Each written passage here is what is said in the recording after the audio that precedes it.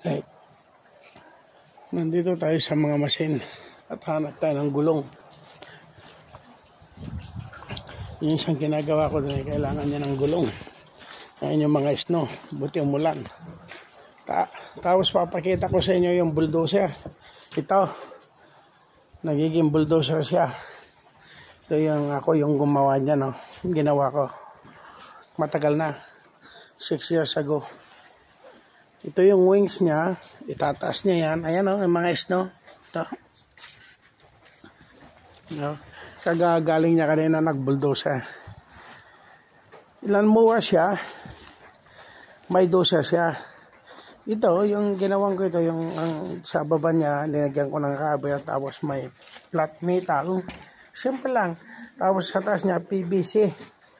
Kinat ko, tapos linagyan ko ng hawakan niya, tapos doon may adjustment. Kung gusto mong diretso yan, gusto mong tagilid yan, ganon. Tapos itataas mo na, ito, ng electric wings, ito. Ito yung switch niya. Pag yan o.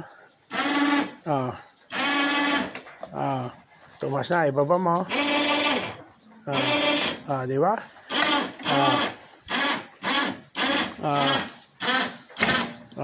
Isagad na yon. Nandun na, sumagad doon sa stopper. Kaya ngayon, ibababa mo. Di ba? Ang galing. Bulldozer din. Ayan o, yung pinipindot ko. Makita ninyo. Ito. Diba? Ganun yan. Ayan o, yung mga snow. Meron pa. Ayan, yung sa bubong doon. Ganito siya. Ang daming ano to. Purpose.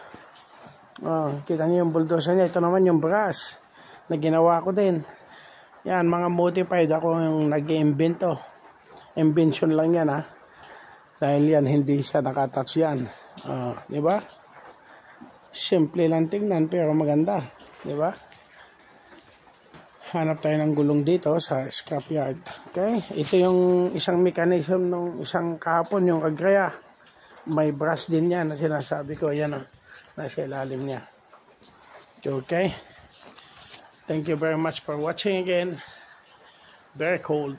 Bye-bye. Bulldozer.